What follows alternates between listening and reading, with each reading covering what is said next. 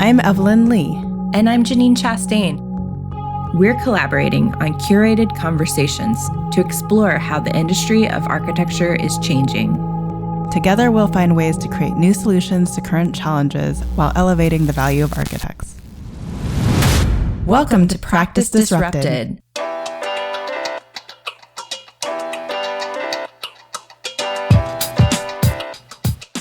Hello, listeners. Hello, Janine. Hi, Evelyn. Hi, Disruptors. So I am happy to say that I knew our guest way back when you were the New Jersey Regional Associate Director, and then again when you were the Western Mountain Region Young Architect Regional Director, and this is all within the AIA, so definitely an AIA connection. But now we don't have any more regions in the AIA, we have states. And during that time, you've moved from traditional practice to marketing and business development, which I know Janine can resonate with, to being now a pretty new title of knowledge leader at a tech company that primarily works with the C part of the AEC industry. And you also have this unique role as a part-time operational specialist at Method Group. Yeah. I've been fortunate enough to kind of work on both sides of the country. I don't know, you being from California would call Colorado West Coast, but it feels like it to me. And getting to see all the different kinds of work styles and really grow into the tech sector has been an interesting journey. I've always had a passion, I think, and it started with the AIA of how can I make the biggest impact in my profession? How can I really help architecture be what it wants to be? And there was a point in my career, I think we were talking about the career paths at the AIA, and I started to realize that I can only ever make so much impact at a firm. And if I want to make something more, I really probably should change my focus to helping firms and focusing on a lot of the things that I used to see as an intern and a job captain at firms that would always beg me to ask the question of like, why are we still doing things the way we've always done them?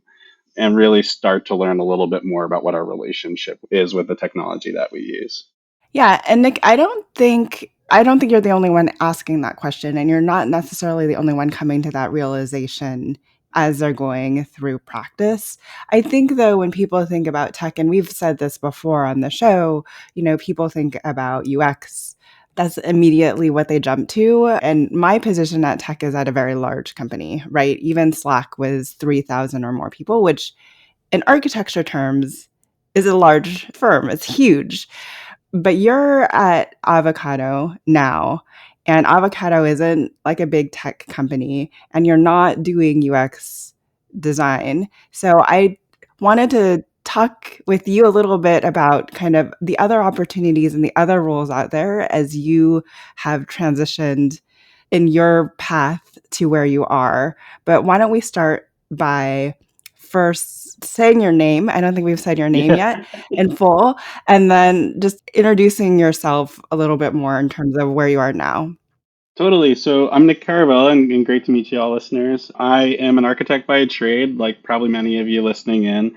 I work at a variety of small shops, from Arcari and Iovino out in New Jersey to Davis Wentz, which was the last place I worked in Colorado, to firms like Gensler, and learned a lot about the differences between small and large architecture firms and how many of them actually have similar pains to do with how we do our work and how we communicate and how we track that. I was working at Davis Wentz. I've always been passionate about being a business developer. One of the things I noticed in architecture is that we don't typically traditionally get a lot of good business skills in school, and then we're caught figuring it out as we go. And one of the things I knew and that I recognized at Gensler is if I wanted to work on great projects, I need to go find great clients. And so that really started to introduce me to, what's good marketing and what's good sales for firms. But as I was doing that, I realized too that, there's a lot of owners that need help. There's a lot of contractors that need help. And much of the pain and frustration in our day-to-day jobs just comes from the fact that we're all kind of individuals learning it as we go, doing the best we can. And so how do we actually start to have the conversations across those channels to do more? And so one day I was filling out a submittal log like the rest of us might know. It's painfully boring, incredibly essential, but not exactly what I, when I went to school, I thought I'd be doing.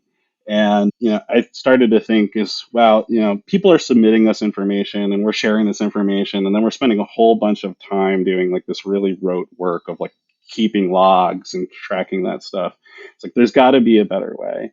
And that's really what started my journey into tech. I found a platform, Ingenious at the time, was the first tech company that I worked for, and I remember them sitting on the AIA conference floor talking to architects about returns on investments and how they're going to get more value out of the tool.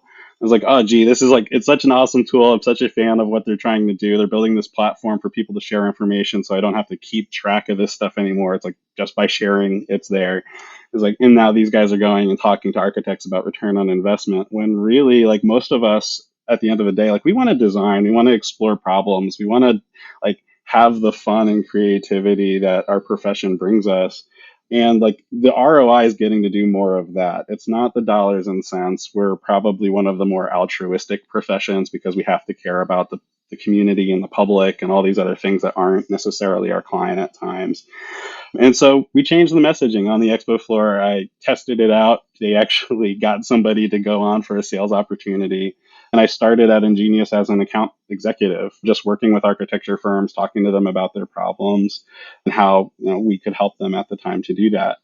But that's where really like the architect in me kind of took over because user experience, as you said, is a really easy, I think it's not easy, and nothing in the tech industry is easy, but it's an easy transition to see because it's still design oriented. UX has to do with how people interact with digital space, much like architecture has to do with the physical space. So it just like it makes sense. It's so translational. Like no one needs to like think really hard about what that means when you're moving over. But all of that, I guess, I started to realize is that design too is about how you build a business, is about the way you conduct business, the way you conduct the experience with your customers. And by going into sales, I started to then hear from the firms that we had sold to and them saying, hey, this is really great, but this isn't working the way I thought it might. This isn't doing the thing that I might wanted to do. And that's where the world of product really kind of it took over in my life because I was like, wow, like we can really be thinking about how we design this product from that more concept level and then work with the UX teams, similar to like how a project manager works with the design team, a product manager with the UX folks. And so I found a lot of passion and success in bringing my empathy from the industry to the table as the thing that creates value, and then me focusing on what are our product goals, what are the marketing goals, and how do we make sure that that aligns with the audience that we serve. And I think that's something that a lot of technology companies lack is like they're building a product, but they know the customer and they know the pain. It's easy to do a million business case studies, but to like really intimately understand in the case of Ingenious at the time was like that talking to architects about a return on investment versus talking to them about getting the design more were two entirely different conversations.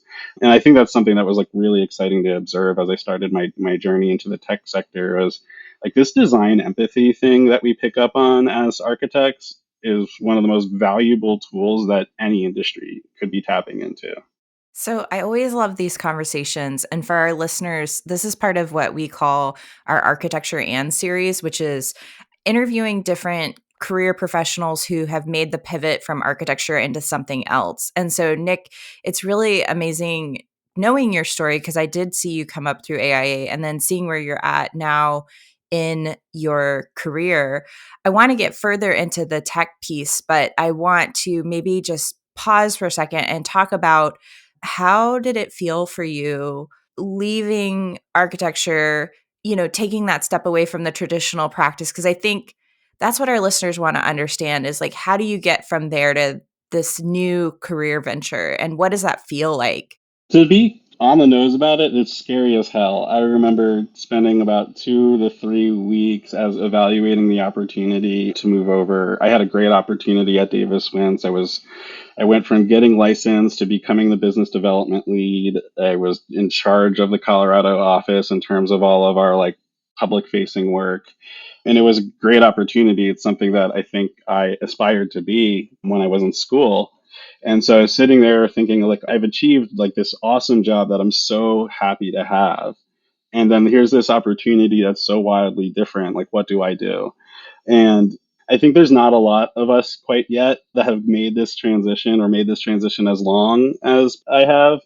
So it does feel lonely at times. I think there's also our impression of like what the ivory tower architect is and like will they welcome me back into the profession? Because that was a lot of the things I was thinking about. Is like, okay, I'm gonna have 5, 6 years of tech experience. If I want to get back in architecture, is someone gonna hire me, or are they gonna say, hey, like your pencil's gone dull, like we can't do this anymore? And so those are all a million ideas that were running through my head. I think what made it easy for me is I did choose a tech company that was working in the construction industry. And I knew that by building relationships with other firms, the worst case scenario of my ingenious job was that I was getting paid to network, that I would be building relationships with firms, I'd be helping them with their business, I'd be developing that trust. And if everything went wrong, I'd have a million people to call. And that was the thing that really helped me be like, you know what, there's a little bit more security in this. And if anything, it might help me with my career growth, especially with being interested in business, because I was getting questions from folks like even my mom, and she was like, "I don't like you just spent 5 years in school, 10 years getting your license, and now you're just like throwing it all away." And I was like, "I don't feel like that, but like I understand." The other voice in my head was whispering to me, I was like, "Oh, you're doing all of this," and I was like, "Well, you know what? Somebody has to do this." And this was something that I think the AIA really taught me is like, if we want to see change in the industry, like someone has to roll up their sleeves and like do it. And so it's just like, I'm going to throw caution to the wind. I'm going to say, worst case scenario, I'm networking and, I'll land on my feet. And I think that's really what helped me is to have that confidence is that I knew my industry. I was still working alongside. I was still trying to help them. And that if I was still focused on architecture and at least a little bit, it wasn't going to be that bad. The other thing I think that really helped me get over the hurdle too was I started to build good relationships with other firms. So Method Group, who I help as an operations specialist, it's a very small role, but it allows me to like have touches with an architecture firm and like feel like I'm still involved in the day to days without like having lost everything that I've done. Do you still feel at this point in your career that you're part of the architecture community? I think I do. I think COVID really made a huge impact to how close I felt. Like we weren't having in-person conferences. A lot of the ways that I was getting in touch with the community kind of dissipated over the past couple of years. But I keep in touch with a lot of people. I, caught up with Evelyn and now we're here. And so I think it's definitely not the same. I miss continuing education. I miss lunch and learns. I miss all the kind of stuff where we'd get to sit and learn and talk and do design. But all of those things I miss, I feel that I get to do differently. So with my role now being a thought leader, I get to work with the marketing team and talk about how does our messaging connect with the audience, much like how does a design connect with the people that are going to be the end users. It's kind of hanging on to like that, what is being the transferable skill set and how am I still leveraging that makes me still sharp as an architect if I were to ever come back. That's interesting to me. I guess, would you ever come back? Would I ever come back? I think the answer is yes, maybe. It really has to do with the temperature of the firm, the type of opportunity. There's a lot of ingredients. I think that the industry is rapidly changing, whether we like it or not. And I'm really curious to see how firms start moving faster and getting past a lot of the barriers that I see in traditional practice today. So I would never rule it out. I think if there was a really exciting opportunity at a firm to contribute, I would always be happy to have a conversation. But at this stage where I'm at, I think I've gained enough confidence out in the tech sector where I know I'm developing new skills every day. I've always, as part of my career mantra, is position myself for growth. Everything else will come after that. So if I'm learning new skills and I'm in new environments and picking up new things, I see that as ways that it's helping me develop my career. So if I choose to go to architecture, it would have to be something that is a little bit more product driven, is a little bit more thoughtful about the way they create their designs, almost more tech centric, which was kind of what brought me over to Method was this idea that like, how can an architecture firm operate like a startup? Josh is incredible with enabling that kind of environment in his firm, which is why it was such a unique opportunity to work with him. And that's kind of like, that is the architecture that I do right now, which is funny. If you wind the clock back I remember sitting at the interview for Gensler once, and I said, the thing I'm most interested in is the architecture of architecture, not necessarily like the practice of. It's like, I want to know how the teams come together. I want to know how we do our work and design better processes for that. And I think being in product and being in tech has really helped me be a lot more thoughtful about what it means to create things. Oh, that's so well said. I really hope that people heard what you said because I'm hearing so frequently, I think, a little bit of confusion and disappointment from people in the industry that people are leaving and not continuing their journey to become architects. But I think what you've summarized points out several things that are understandable. The fact that I think the three of us can agree that we're looking for a culture shift in the way architects practice to make it more enticing. And we believe that that's possible. And that's why we're advocating for it in our careers. But also just kind of expanding, the possibility of how you practice. Like you're talking about a business model change, like merging lessons from a different industry into the industry that we know to make it better from a business operations standpoint. And I agree. I think Evelyn and I are constantly thinking about how could you take the business model of practice and design it in new ways that address some of these problems that we're all facing. I think we are completely with you that we believe that that's possible for our industry. Like it's cool to think about, and it's hard. I think it's hard to perceive from the inside of the industry. I remember all the different conversations, even throughout the AIA, where it's like we don't want to commoditize architecture. We don't want to think about architecture as a product. But there's aspects of architecture that are products. We create drawings. Those drawings create products, and those, if they're good, they create outcomes. Like projects are delivered on schedule. There's less questions. People know what they're doing. Design is still very much a service, and like finding ways to blend those business models and think differently about how we deliver, I think gets a lot of clarity. If you treat a design team like a product manager and you treat the documentation team like they are the developers, you give them really clear requirements, you give them really clear expectations for what they need to do. Measuring work becomes so much easier. Design is now clearly communicated the performance requirements and the aesthetic of a building. There's ways to tee this up.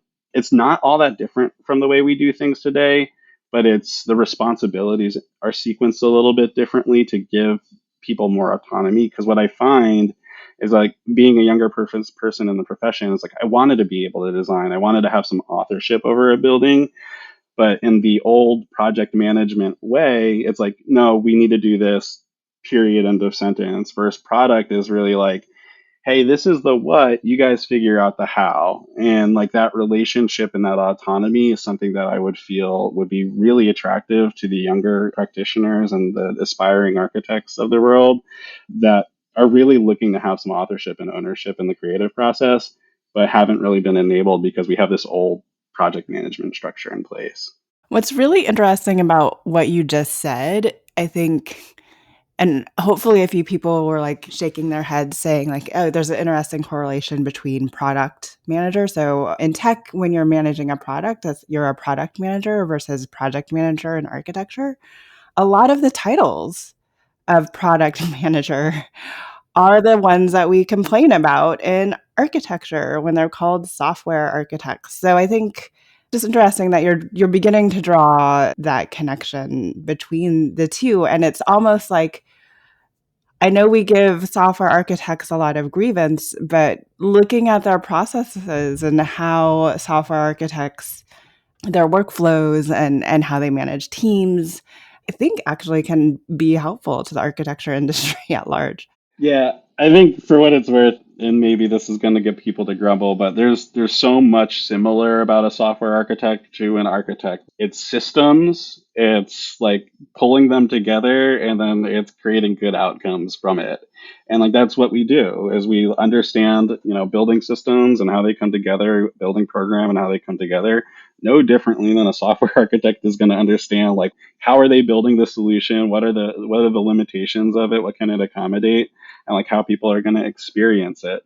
And I think tech has embraced its similarities to architecture, where architecture is like, no, no, this is our corner of the universe, where I think there's a lot of room for us to learn that, as these tools develop, as we become a more tech forward industry, there's a lot we can learn from the people who admire our profession and take that same structure and have executed differently and are having better results.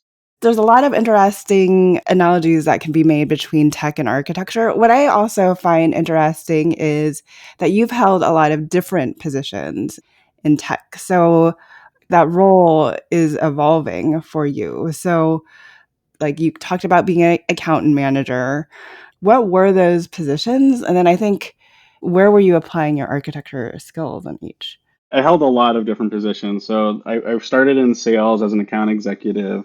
So it was a startup. And the thing about startups is like you're plugging the holes in the wall as they're flooding and you're doing everything that you need to do. So like we didn't have a full marketing team. So like I was doing sales, but I was also doing enablement. And I was also working with the sales development people to make better phone calls so that we could get better leads. And the next role that I had was quality assurance. And that really came from, I think, being an architect and caring about users. I've always kind of told people who would hire me is like one of the things about me is that you're hiring me to care deeply about the company and about what we do. Like I'm going to provide feedback. You might not like it. I might tell you you're like I might tell you to your face that like this is like we have a problem and that these are the things that we have to do. And I think in startups it's welcomed. It's frustrating, obviously, to hear things that are contradictory to what you're working on and what your focus is, but it's important. Like if you're not listening to like you shouldn't let people who say dissent kind of determine your path, but you should definitely listen to them because they're always going to tell you what like they're worried about. People speak from their fears. And so I got into quality assurance because I was getting phone calls from customers and they're like, hey, we need these things to work and they're not working the way we'd expect them to or the way we'd use them. And so I went back to the product team and I said, hey, I was getting all this feedback. I decided to open up the application myself, spend a couple hours with it. And here was all the things that I uncovered that we really should be taking a closer look at. And as we were starting to pivot away from architecture firms and look more towards owners and owners reps, my experience in sales wasn't as relevant because I didn't have that empathy for owners. And so they're like, well, how about you come and help us with the quality of the product? And so then that's really what brought me over to the product world was just being able to like observe, which is I think a good architect skill is to be able to observe and understand what's happening and then design a solution for it. And so I'd sit with the product teams, I would sit with the developers and we would define that scope for what part of the product we were cleaning up and improving. And then we would go and we'd test it. And I'd be the kind of the last gate of, is this something that we'd be comfortable putting in front of a customer or not? But by doing that, it's like the more you know about the story, like the more organic all of this feels. Because as I was doing all that QA stuff, the best way to control quality is to control the top of the funnel. Like if you put crap in, crap comes out the other end. That's just how it works. And so my quality job very quickly went to like, okay, we have these bugs to how do we stop these bugs? How do we make this so that this job is much different? And so I started working really closely with the product team. We worked on how we delivered things, how things were reviewed from design to delivery, and cleaned up a lot of that process. So that way, when it got to QA, it was a matter of checking boxes. It wasn't a matter of like, what are the 500 things that I need to guess could possibly go wrong here? And I don't know enough. So by doing that, that really exposed me to the product leadership opportunity. And as I was working at Ingenious, I started to ask a lot of questions of like, okay, this is the solution we're working on. What does the industry need? And one thing that I observed, and this is like no flack to Ingenious, I think they have a great product and a great vision for what the future in the profession could look like. But I don't think that there's ever a silver bullet. Like we know that there's a million designs for any one project. And so something I started to observe about the industry and these kind of ecosystem solutions is that by putting everybody into one platform, you fall into the kind of design for everyone, design for nobody kind of problem. And the reason people like point solutions, why architects like things like Revit and ArchiCAD, why general contractors like Procore and so on, is because those tools are purpose built for them. And so to me, I started to see that future shift of, well, the ecosystem is a good idea, but what we really need is something that enables decentralized service through connected information. If we could all use what we want, but then share, like, can we get the same result differently? And that I think was very much like the question I was asking at the time that led me to Avocado, which is truly we're not a tech company as much as we're a tech consultancy, and we support owners with creative technology solutions. So when an integration doesn't exist, we support that. A big problem in the world right now of data is that like getting it all in one place so that you can report on it, really challenging. We help owners with that because as you get all these projects, they're all on different systems. You can roll them together and like actually see how things are performing across your portfolio and help owners make better decisions, because I want owners to make better decisions, because an owner who can make good decisions is a great client for an architect. An owner who can't make good decisions or doesn't have good historical knowledge about the projects they've worked on are sometimes the more difficult clients to work with. And so I've been like pulling on this thread as I've gone. I was like, okay, I was doing sales. I saw problems. I commented on problems. So then I became QA. I was doing QA and I saw that there was problems in product development. And so then I found myself a product role over at Avicado to try and create a product of my own. From there, I learned the harshities of the tech sector where, startups fail. It's worse than the restaurant industry. We are a services based organization. And so when you have to make business decisions, as unfortunate as they can be, we decided not to do the product anymore. And that was really challenging. That happened in November. But they said, hey, you connect with the industry really well. You understand these problems. You like talking about them. You don't shut up. And like, let's give you an opportunity to do those things. And so now I work with the marketing team at Avocado because we've developed all these different verticals for how we can support owners. And now our goal is to connect with them. So now we're designing, different kinds of campaigns of how people interact with social media, of how people interact with emails, so that we can attract the right business to our company, which is really fascinating, because when I was doing BD ages ago now at architecture firms, I don't know if we like truly leverage marketing the way we should be in our industry at all. No, the answer is no, you did not. I can Yeah. tell you. And they still don't, Yeah. I think, as the follow-up to that. Well, because and hear me out, you guys. If you're shaking your head or rolling your eyes, like proposals are not marketing, and we default to proposals and qualifications all the time.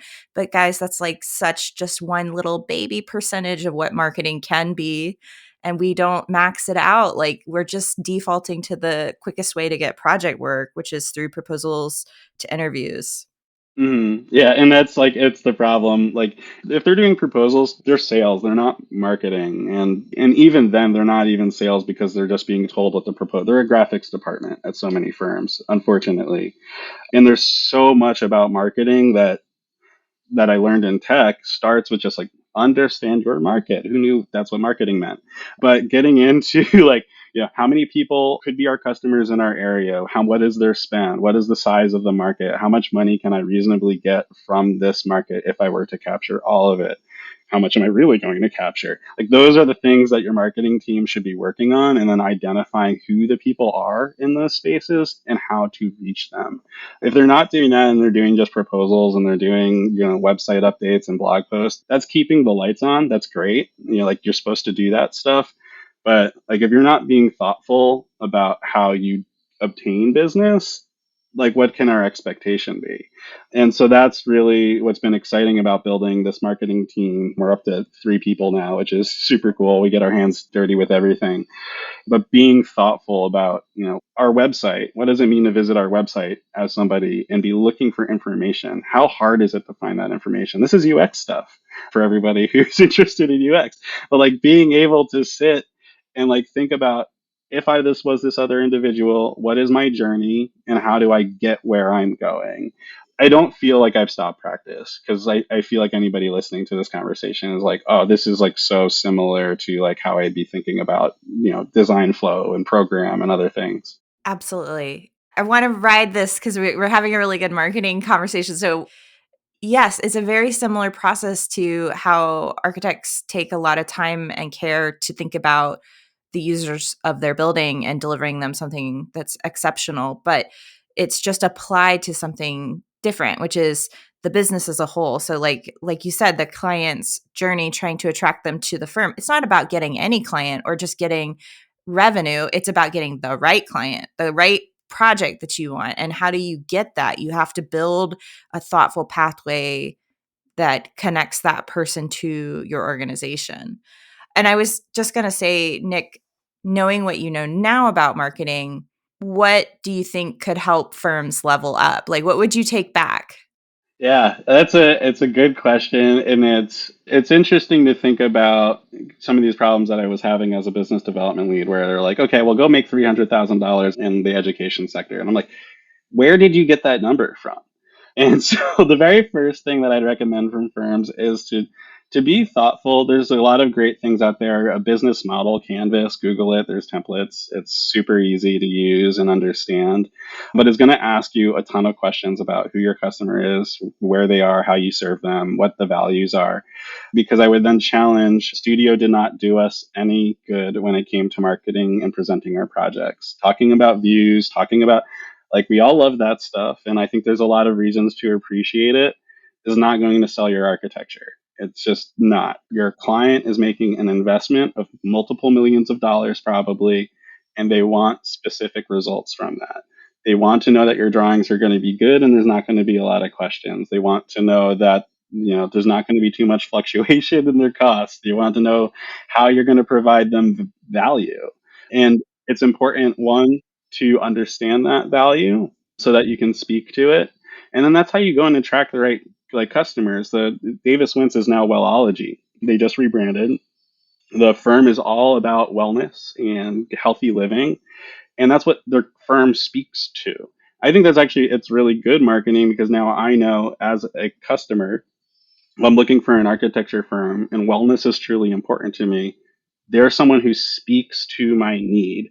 They're not talking about this building and that it did these things. They're talking about, hey, this is how we create value in the world of wellness through architecture. So I think it's really about understanding who you are and then understanding how to like create the mirror that you want to hold up to your customer for them to see you and the value that you create. But, we deliver award-winning projects. That doesn't tell anybody anything about your firm and like what you care about. So, what was award-winning about that project? Why did that contribute to the project and the outcomes? Like, I think the problem is we feel like we always have to have the answer like right now or immediate. Like take your time, step back and think about how you're truly contributing because delivering it right is a lot better than delivering it at all. I typically say, perfect is the enemy of done, but in this case like take your time and be thoughtful about like what people are going to be searching, not what you want to tell people. Really well said, Nick. Thank you for sharing that. I was just thinking in my head, if I'm looking for an architect, how am I going to search on Google for them? And I'm not going to start with award-winning architects. I almost feel like the general public is like award-winning architecture is like really expensive. So as the average consumer, anyways, I was thinking about putting myself in the customer shoes. Yeah. Well, it is interesting because, like, I think that's where marketing comes in, right? You want to attract the right customers. You don't want to attract the tire kickers. You don't want to attract all these other people. So, like, marketing yourself as like a low budget architecture firm, that's going to get you a whole lot of low budget business. And, like, is that what you want to be doing? Short answer can be yes, if you have a really well defined process and can push out projects very effectively and efficiently. Delivering low budget economy projects might be for you. If you don't care about that stuff and you want to do high design and you want to be more boutique, lean in, embrace your personality, embrace what makes you different, because that's what's going to attract that kind of business to you. Not, hey, we do award winning whatevers and we do low budget project. That's not the kind of customer. And I think too many times firms get into this place of work. We all work is good work and we have to just continue to like absorb it. And like to a degree, that's real. Like we have to pay our bills at the end of the day. But taking a job to put money in the bank is one thing. Being thoughtful about your marketing so that you can start to attract the right customers while you're doing that is like the next step. Like, I'm not telling anybody to turn away work if they need work. I'm just saying be thoughtful about the work you accept, the stories you tell. And it's okay to do work for people and projects that you're not even going to talk about. Like, yeah, sure, we did this one little thing off for somebody, they were a friend, blah, blah, blah. That doesn't get in marketing material. We did our job, we helped somebody out, we did whatever, but where everything we do needs to talk about like who we are and the value that we create. It would be really interesting to see an architecture firm that says, what their average, like, I hate this because I think RFIs are not a good metric, but like owners do for some reason. I find, I'm going to get on the soapbox for half a second. I find having a bad taste of RFIs in your mouth is not good. Asking questions is important for the success of a project, good or bad. So let RFIs happen, because if you create an environment where you don't let people ask questions, you get mistakes. That's from experience. But owners look at that stuff. And so if you say, projects, we deliver X million square feet in this sector, and like this is our rate, that's something that an owner might take away and make a decision on. I'm not saying put RFIs on your website. Again, you heard how I personally feel about them. But there are things that owners consider and they think about when they're buying the service, and they want peace of mind. They want to know that everything's going to go okay, and that their budget's going to be protected. And those are things we should speak to. Yeah, you're absolutely right. I usually see that metric in public clients who really care about demonstrating that the project's not going to go over cost. And I remember the days like we were scrambling to find that information because it's not necessarily something that like we're tracking on every project, but it is something that you can use as a way to demonstrate different variables about your firm. And so that taught us to get out in front of the way that we're thinking about measuring project success, not just the photography alone and, a really great ribbon cutting ceremony, but like what is the perception of the client when they occupy the building, when they've written the last check, when they've like turned the key over to them. Yeah, there's something that I learned to ask early on, is to always like talk about success at the very beginning of a project and talk about what success looks like to an owner, and make sure you track the hell out of that. Like, you want to make sure, like, hey, these are the 5 things you listed as success for my project, and here's how we delivered on them. Because if you hit those 5 bars, I don't want to hear that the project went poorly. If it did, then we had a communication breakdown because something wasn't shared that made that experience go poorly. So always making sure that the North Star is really clear between you and the customer or the client is really critical. And I think too many times too, we get in this habit of like people pleasing. And it's okay to tell a client no. It's okay to say, hey, you know what? Good success on this project also looks like good communication to me. And if you're taking a week to get back to me, that's not going to help this project be successful. Being able to be a good partner means communicating those things, even if somebody doesn't want to hear it, in order to share that success. And we have to be a lot more open about that. I was at COA, it's the Owners Association. And one of the things they brought up, AIA was doing a panel, and they brought up the whole RFI thing. But they also then brought up CA, and they said, architects tend to deliver their drawings and then they go walk off site. And that they're not involved in construction administration. I'd love to have, literally, and I quote, an old gray hair walking around my site, making sure my project goes well. And I remember crawling out of my skin during this conversation, because I know we're beaten up over construction administration fees left and right. Like, that's the one part of the industry where we're just guaranteed to bleed. And I remember standing up and was like, listen, if you want your architects to be on site walking around every day, tell them. Tell them. I guarantee they will be more than happy to do it for you.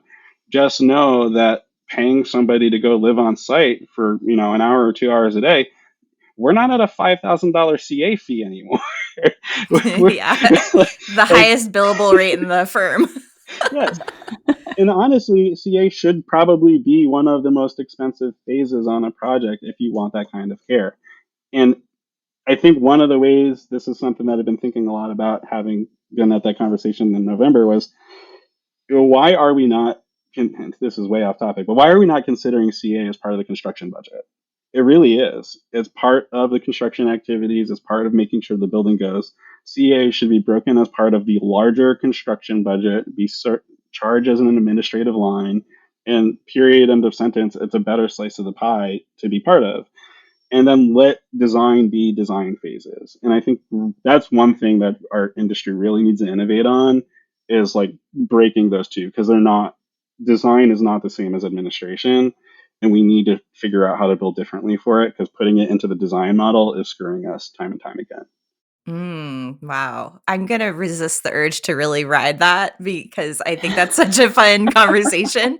But since we're nearing the end of this conversation, I want to come back to any other lessons that you've learned about what we can learn from the world of technology as a career. And, Evelyn and Nick, you both have worked in tech firms at this point. You have the experience and the knowledge at different scales. I'm always super curious about the cultural elements and what we can learn because I often think that that's really what younger staff are hopeful about when they take that pivot into tech, like it's the culture piece. So tell us about what we can learn that we could adopt back into our practices in architecture. So I think one of the biggest opportunities is this idea of lean or agile. And I don't want to say like go to lean construction. Is you need to find how this works for your firm and your culture. Lean is crazy.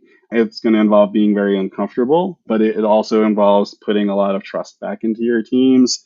And so that product that I was talking about earlier, like the difference between a product and a project manager, product is really about like what, and then the developing team is about the how. That relationship allows for really good asynchronicity in companies, so you can be fully remote because the product manager is saying, we need X delivered, we need this delivered, we need that delivered. The people doing the work says, this is going to take us how long, and we're going to deliver just that. That is way more collaborative and way quicker to deliver things when you're just doing requirements and deadlines that way than thinking like, okay, here is our DD milestone, but we don't have any kind of things or any kind of decisions about what is actually being delivered in that package. Product forces you to think about the what so much more. And when we get into that side of things, we can actually more effectively manage products. The thing that I struggled with most as a younger professional was lack of clarity, lack of expectation, lack of understanding of what my PM felt was a complete set or what my customer or my client felt was a complete set. But moving that, shifting it from working on a project to we're delivering a ceiling, like we're developing our lighting strategy for this entire project and we want to have this done and reviewed. That's way more meaningful than like we need to have our CPs done and like stop there and nobody knows what that means. Like what is a complete RCP at what stage, and how much needs to be there. We need to be much more thoughtful about our work and what it means to achieve complete at the many steps of the way. One of the other things that we haven't really talked about is kind of this role of the AE, which is how you first found yourself in tech and how that role is lacking, I think, in the field of architecture. So, for instance, if our quote unquote product is our process or how architects process and deliver projects, right? The role of the AE is to continue to make that process and that service delivery and that experience for the client better every single time they go out or they ship. So for me, there's a huge opportunity there. I know architecture firms are always trying to do like lessons learned from every project, but what we rarely do is ask us the question, okay, here were the lessons learned. What could we do so that doesn't happen again? And how do we change processes to build in additional checkpoints or to remove friction in the decision-making process or to enable people to ask questions so other things like that won't happen again? So the one thing that, and this is a book like the Toyota way and talking about the five S's and going back to those lean principles, when you start to trust the teams doing the work to figure out how they need to deliver the work in the best way, they're going to start to clear a lot of the crap for you. I think sometimes you have the people who are doing the lesson learned are the ones that are not involved in the work. And so it's like you're not connecting your wires. It has to kind of start with the bottom and how we do things. And then when we observe problems, we have to ask, well, how did we not catch that? What is things that we can change about it so that we do? And what we'll find, pulling back on that thread, is that Maybe somebody didn't have the right information. So how do we get that information sooner? Maybe we have to ask questions sooner. Like a good example, I had a change order come in on a project, and it was because a submittal came through. It didn't have a substitution request form on it. And so it looked the same, smelt the same, felt the same. As far as I was concerned by design intent, it matched. Well, it resulted in a $20,000 change order. This was one of the very first times I was burned. And I was like, well, wait a minute here. Like, how can we get better? If it's not obvious that it's a substitution, that's clearly a problem. So how can we get better about the way we submit? And like from that point in my career forward, like you were not getting a submittal through me without a CSI cover letter. Like that was the end of the road. But we had to go back and forth. And I was like, listen, our job's to respond for design intent. Like I went back to the law book. I was like, this met our expectations. You didn't tell me it was going to cost more, and therefore like we or the owner is not footing the bill for this mistake. You can go and find the other product again and we'll entertain that, but like as far as I'm concerned, this one's suitable. And that was my job as the reviewer on that project. But I still felt really bad. Like there was this $20,000 bill at the end of the day that somebody was going to have to eat. And I was like, how do we make sure that that doesn't happen anymore? And so it's like thinking about that process, thinking about what created that pain, and then putting in steps to prevent that from ever happening again. Like you're not going to do that unless you include your full team for them to be open and communicative about, hey, I didn't have this or I didn't have that, and that's why I fell short. People need to be a lot more comfortable falling short and owning it. And that's the thing I think a lot of firm owners need to be aware is like creating that, I hate to say it, safe space for their team to be communicating about where we failed so that we can work towards success. Because I think a lot of people are a little bit, especially in today's climate, afraid that like owning a mistake is going to be owning my resignation too. And like, it's not that. I've been promoted more times than not for being a pain in the ass and being very communicative about where we could be doing better and why I was messing up because, we could be doing better things.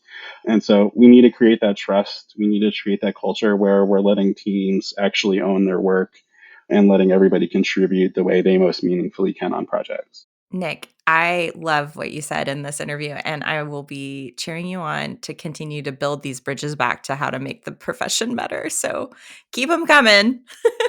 Yeah, I mean, it takes a village. I'm excited about like this podcast. I'm excited what I see in Entre Architect and all these other communities. There are people who are really thinking about how a change looks like in this profession. And I feel like we're getting really close to that inflection point, especially with things like ChatGPT and AI art, where, if you're not ready to start moving fast tomorrow, you are going to wake up eating dust. Like it's time to start thinking about how to change your business because people are going to do it. And it's going to be really hard to keep pace with them when they do. Thank you so much, Nick. Hi, Disruptors. If you like the content from today's show, you can find all of our past episodes over on practiceofarchitecture.com/podcast. Be a part of the conversation by joining us, our speakers, and others in our community at practiceofarchitecture.com/community. Our social media handle is @practiceofarch. That's @practiceofarch. We love to hear from you. Drop us a note to say hello. This show is part of Gable Media. You can learn more about other podcasts and video channels in our community by visiting gablmedia.com. Thank you for joining us on Practice Disrupted, a podcast by Practice of Architecture. Tune in next week for a new conversation on change in the profession.